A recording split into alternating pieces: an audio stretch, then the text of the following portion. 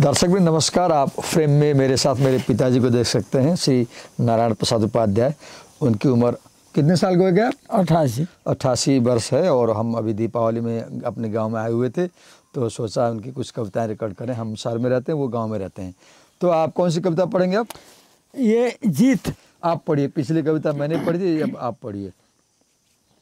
पढ़िए पढ़िए, ठीक है जमाना एक्टरों का तुम बनो, है जमाना एक्टरों का तुम बनो, तब न सांसद ही नहीं मंत्री बनो। पढ़िए। वोट का है यह जमाना, है न माना और कुछ भी हो न जाना, इतना ही जाना। जिंदगी का सार है, जिंदगी का सार है इतना ही बस, वोटरों को लो लुभा फिर तो सकस। जिंदगी में झांक नहीं जिंदगी में झांक नहीं पाए तुझे, बात इतनी ही समझ आई मुझे। उत्थान में हो या पतन में यह वतन, उत्थान में हो या पतन में यह वतन, जोश वाला होश छोड़े झूमता तन। देखता जब झूमता है मस्त हो, वोट देता है उसी को मस्त हो। हाथ मलता ही रहेगा जो रहे, राजनीति में कुशल वह तो ढहे। क्या जमाना आ गया है न माना, पहचान पाया जो नहीं वह है न जाना।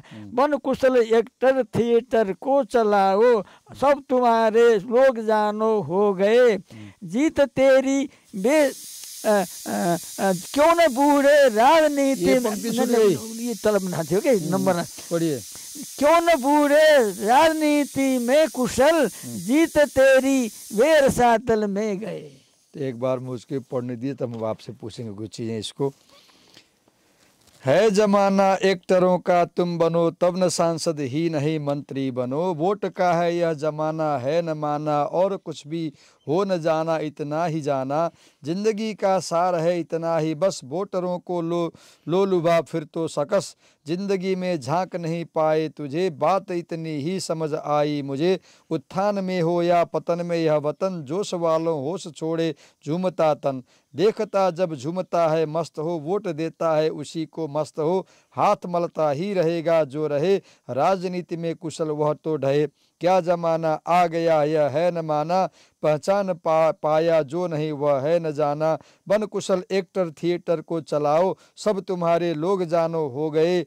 क्यों न बूढ़े राजनीति में कुशल, जीत तेरी वे रसातल में गए। तो इसमें आपने बोला कि कुशल एक्टर बन करके थिएटर को चलाओ, तो आपने थिएटर किसको बोला? किस चीज को आपने थिएटर बोला इसमें? थिएटर जैसे जो चलाते हैं ना कि ये अपना एक इसको क्या कहते हैं, अपना ये कार्यक्रम चलाते हैं। हाँ, नहीं हम बोल रहे हैं कि आप थिएटर से किस चीज को संकेत कर रहे हैं? वैसे कोई कार्यक्रम चलाते हैं अपना क्या होता है, वो तो सीधा अर्थ हुआ। लेकिन आपका आशय क्या है इस कविता में थिएटर शब्द से? आप बोले हैं कि कुशल एक्टर बनके थिएटर को चलाओ, और आप यहाँ राजनीति के बारे में बोल रहे हैं। मैं आप बोले कि जैसे है जमाना एक्टरों का, ठीक। तो ये तो व्यंग है। तो आप किसका व्यंग कर रहे हैं? इसलिए मैं कर रहे हैं कि बड़े बड़े पढ़े लिखे विद्वान कुशल राजनीति के वो तो पराजित हो जाते हैं। अच्छा, जो धूर्त हैं पराजित होते हैं? धूर्तों से, धूर्तों से, धूर्तों से बेचारे डरा जाते हैं, वो आगे बढ़ जाते हैं। आप बोल रहे हैं कि ये वोट का जमाना है। हाँ, इसलिए उनको व्यंग किया गया है। किसको व्यंग कर रहे हैं आप? मैंने जो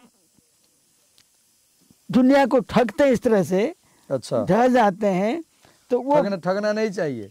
ठगना नहीं चाहिए। वो आज की दुनिया तो पिताजी ठगी पर ही तो चलती है। जो सबसे ज्यादा ठग सकता है वही तो बड़ा आदमी हुआ आज। इसलिए मैंने कहा आप बोलते हैं ठगो मत, तो कौन पढ़ेगा ऐसी कविता? इसलिए मैं कह रहा हूँ, इसलिए तुम मेरा तात्पर्य इसमें यही है कि इसमें सही आदमी नहीं पाता है, धूर्त से होता है। इसलिए संसार क्या है, दुनिया में जो भी हो रहा है आप उसी का विरोध करते हैं। इसलिए तो परेशान है। शांति सुख नहीं है, पाते जो पहुँचेंगे वो गलत काम करेंगे, इसलिए अशांति होगी। अशांति होगी तो जनता भड़केगी। तो आपने इस कविता का शीर्षक क्या लिखा, जरा देखें इसको। लिखा है जीत। तो इस कविता में इस शीर्षक जीत की सार्थकता क्या हुई?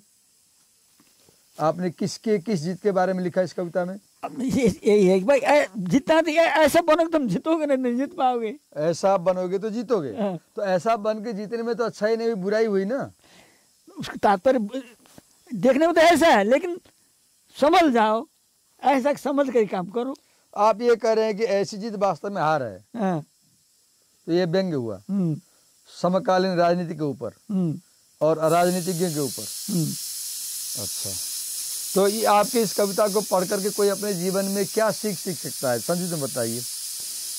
अब इसमें तो मोटा देखने पड़ते कि इसे करना चाहिए, वास्तविक तात्पर्य से केवल नहीं, क्योंकि वास्तविकता ये है कि कैसे किस प्रकार से करने से ये सुधर सकता है, इसके लिए मिलकर जनता को समझाना चाहिए। साहित्य में एक विशेषता होती है कि आप कुछ लिखते हैं उसका अर्थ उल्टा समझना चाहिए लोगों को। जैसे आपने जीत के बारे में लिखा और आपका अर्थ है कि ऐसे ये तो हार है, आप लिख तो जीत के बारे में रहे हैं, तो तात्पर्य आपका है कि ऐसा करना तो हारना है। तो अंग्रेजी में इसको आयरनी कहते हैं। और हिंदी संस्कृत में क्या बोलते हैं ऐसे कविता के साहित्य के जो तरीका होता है लिखने का, कि आप एक चीज़ लिखते हैं और उसका विपरीत अर्थ लगाते हैं, तो उसे क्या बोलते हैं? कोई शब्द है? उसको व्यंग्य ही है। व्यंग्य। अच्छा, तो ठीक है, अगली कविता फिर सुनेंगे हम दूसरे रिकॉर्डिंग में।